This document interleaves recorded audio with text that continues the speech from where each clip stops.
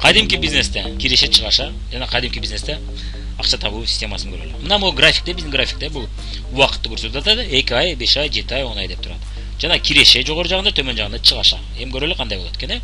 0 плюс минус болуп турат. Киреше дегенибиз плюс экен, чыгаша дегенибиз минус экен. 0 деген ортосу экен. Мына бизнести баштаганда эле, мисалы үчүн айталы, мына минуска киребиз. Бирок ал бизнес ачыла элек болушу мүмкүн. Ремонтко, оборудование жана башканы алганыңызга кетиши мүмкүн. Жана сиз ошол ишкананы ишке киргизгенче дагы бир нече ай өтүп аренда төлөшүңүз мүмкүн. Ошол себептен сиз чоң минуска кирип кетет экенсиз. Бул мисалы үчүн айталы 3 миллион же 2 миллион сом акча дейли. Акырындык менен мына 8-айга же 5-айга келгенде же 10-айга келгенде мына менин тааныштарым бар. 1 жыл бою запуск кылгандар бар. Ошол бизнестин акча киргизип атпай. 6 ай жүрдүм ремонт менен дегендер да болот. Анан ошентип отуруп акыры запуск кылып ачылышын баштадыңыз, анан ачыла баштады бизнесиңиз. Анан акырындык менен акча келе баштады. Бирок дагы деле сиз минуста жүрөсүз. Эмнеге? Сиз киргизген акчаңызды дагы деле чыгара элексиз. Бирок биринчи айда сиз ойлошуңуз мүмкүн, о мен биринчи айда эле айталы 10 миң же 20 миң же 50 миң же 30 миң таптым деп ойлошуңуз мүмкүн. Өзгөчө чоң акча киргизсеңиз. Бирок эсиңизде болсун, сиз ошол киргизген акчаңыздан минус кылышыңыз керек болот. Анткени сиз киргизген акчаңыз чыга элек.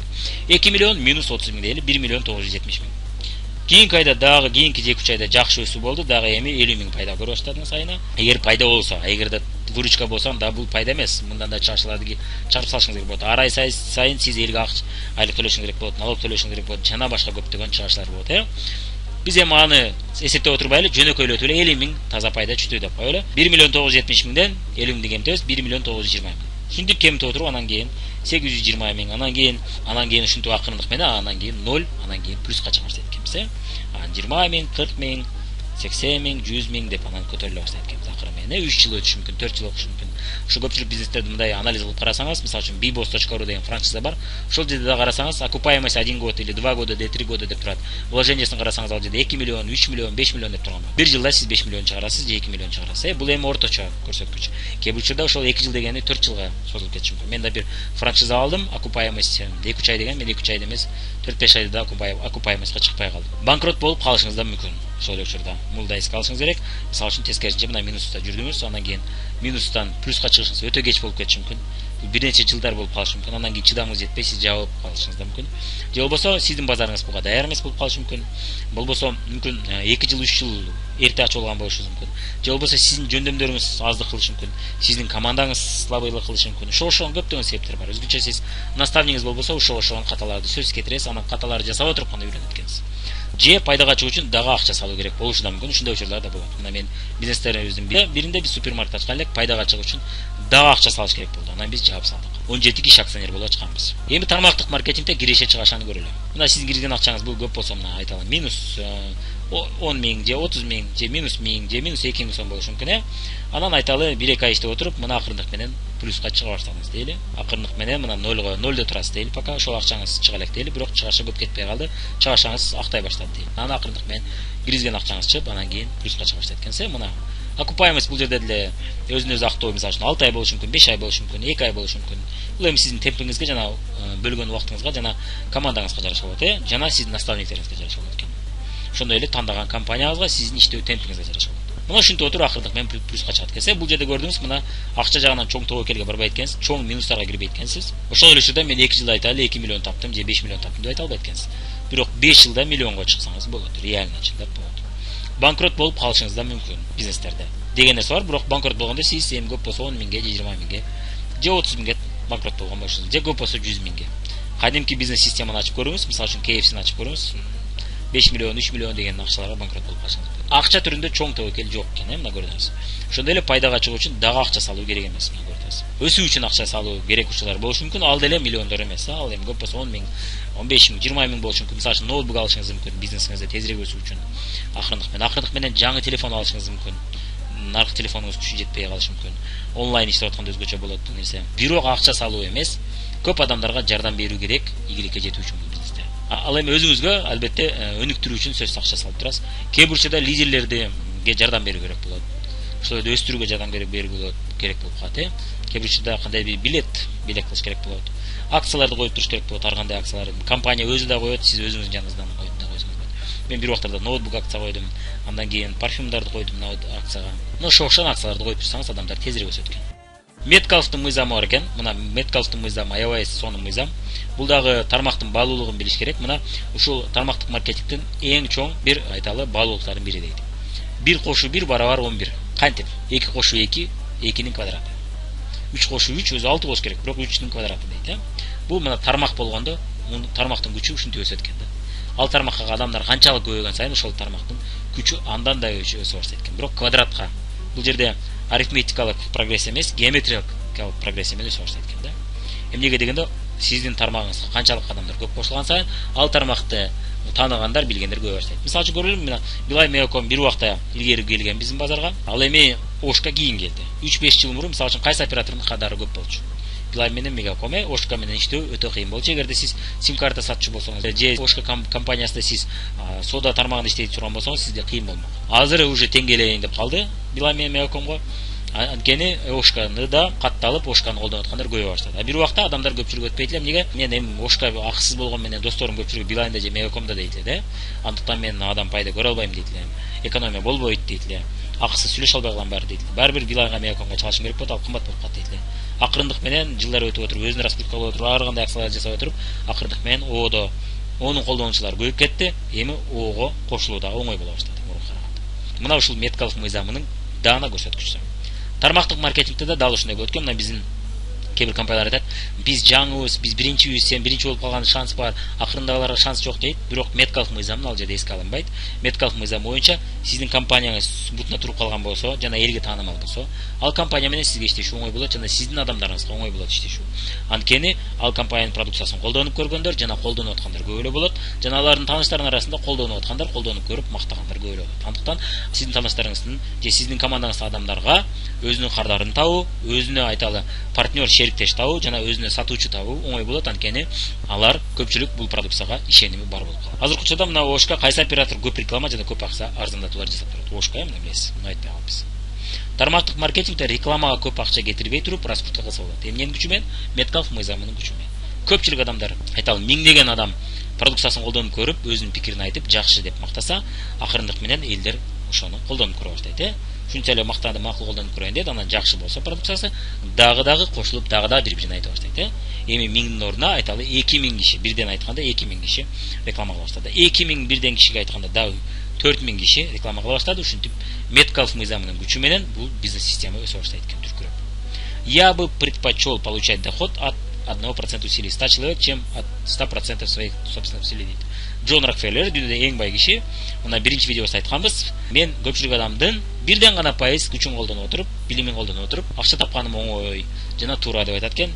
Өзүмдүн 100% убактымды кетирген, иштеп тапкан акчага караганда ошол жакшы дейт экен. Ошол ой жүгүртүү муну бул адамды миллиардер жана миллионер кылды. Сиз ушундай тармактын күчүн колдонуп бизнес кылсаңыз болот. Тармактык маркетингде. Жана ошону курууга сизге жардам берет экен. Жана тармактык маркетингдин жакшы жери сизге конкуренттердин тармагы да байууга жардам берет экен. Сиздин бизнесиңизди курууга наставниктер жана лидерлериңиз кызыктар. Ошол эле учурда сиздин командаңыздагы өзүнүн бизнесин курууга кызыктар. Ошол себептен биргеликте өзүңүздөрдүн бирге жалпы бизнесиңиздерди курганы кызыктар болот экенсиз. Бул боюнча мына франчайзинг же франшиза деген бар. Бул дагы Меткалф мыйзамын колдонуп чоңойгон бул компаниялар. Ошолордун бири мына KFC, Coca-Cola, McDonald's, Starbucks. Ушулардын баары дүйнөгө атактуу кантип болушту? Алар франшизаны колдонуп отуруп чоң компания болушту. Эгерде өздөрү ошонун баарын жасаса, убактысы да жетишпейт эле, ресурсу да жетишпейт эле, акчасы да жетишпейт эле, жана ошончолук күчтүү командада куруш өтө кыйын болмок. Ошол дүйнөлүк компаниялардын көпчүлүгү франчайзинг, франшиза системасын колдонот. Бул дагы тармактык маркетингге өтө окшош, бул дагы Меткалф мыйзамын колдонот. Азыр бул жакшы бизнес болгон менен, элге таанымал, эл муну сыйлаган менен 70-жылдары франшиза мыйзамсыз деген суроо коюлган экен. Анткени көпчүлүк адамдар бул франшизаны сатып алып банкрот болгондор көп эле болгон экен. Анткени франшиза системасы жакшы өнүккөн эмес жана алардын сабактары күчтүү болгон эмес. Ошол мезгилде. Ошол эле учурда франшизага көз караш азыркыдай болгон эмес. Франшизанын жакшы жери эмнеде болот? Франшизанын күчү эмнеде болот? Ошол франшизага кошулуп, франчайзинг сатып алган адамда кандай ыңгайлуулуктар болгон. Биринчи видеодо бир аз айтып кеткенбиз, эсиңизде болсо, даяр технологиялар, даяр бизнес системалар. Өзүңүз ойлоп таап отурбайт экенсиз. Өз башыңыз менен 5 жыл ошол бизнести иштеп, анан кийин түшүнүп отурбайт экенсиз. Дароо ошол компаниядан даяр жоопторду алат экенсиз жана даяр тажрыйбасын алат экенсиз. Атактуу бренд, ошол эле учурда брендке реклама кылганга да көп убакыт өтүп кетет. Ошол реклама кылган убактыңызды кетип отурбай, даяр брендтин рекламасын пайдалансаңыз болот экен. Жана команда бизнеси, эгерде сиздин шаарыңызда айталы Макдональдс бирөө эмес 2 башчысы, анда рекламасы мындан да тезирээк кетет. Эки жакта Макдональдсты көрбөй калышпайт, KFC да ошондой экен, LC Waikiki да ошондой болот экен. Андыктан бул команда бизнеси десек да болот экен. Же айталы сиздин шаарыңызда болбосо, Кыргызстан боюнча 5-6 шаарда 5-6 точка болсо, анда бул бизнес тезирээк өсөт. Анткени адамдар муну тезирээк байкай баштайт, тезирээк көрө баштайт, тезирээк жактыра баштайт экен да. Бирок ошол эле учурда минустары кымбат жана акчаңыз качан чыгат белгисиз. Ошол эле учурда бардык эле бизнестерде банкрот болуп калышыңыз мүмкүн, акчаңыз чыкпай калышы да мүмкүн. Тоокел жагы бар. Эми бюджетин көрүп кетели. Иврош мына бюджети 130 000 евро деп атабыз. Макдональдстыкы 200 000 дем тартып 1,8 миллион долларга барган экен. Бул эми шаарга жана чоңдугуна жараша экен. Бюджети 500 000 доллардан тартып башталат экен бюджети. KFC-ники. Коллинстики 150 000 евро 6 миллион сом экен. LCY-ки мына 130 000 евро же болбосо 5 миллион сом. Тармактык бизнесте болсо сиздин бизнесиңизди курууга наставниктер жана лидерлериңиз кызыктар экен. Тармактык маркетингде өзү франшизага окшоп кетет мына көпчүлүк жагынан, Сиз даяр технологиялар, даяр системаны алтасыз жана даяр наставничествону алтасыз. Бирок акысыз. Акысыз дегенде эми ошол компанияга кирүү үчүн кээ бир компанияда төлөшүңүз мүмкүн 500 сом, 100 сом. Эми ал арзыбаган акча. Фабрик компаниясы биздин компания менен иштеше турган болсоңуз акысыз бул. Ошол эле учурда сиз эми бизнес баштоо үчүн көп болсо 1200дөн 5000 сомго чейин акча киргизип, өзүңүзгө керектүү так эле колдонуп аткан продукцияны колдонуп көрүп анан баштайт экенсиз бизнести. Сизге керек эмес, сизге керек эмес деп ойлонбой турган продукциялар экен. Өзгөчө биздин компания менен иштеше турган болсоңуз. Эми сиздин наставниктериңиз мына айталы, наставник мына сизди чакырган адам жана сиз келдиңиз дейли.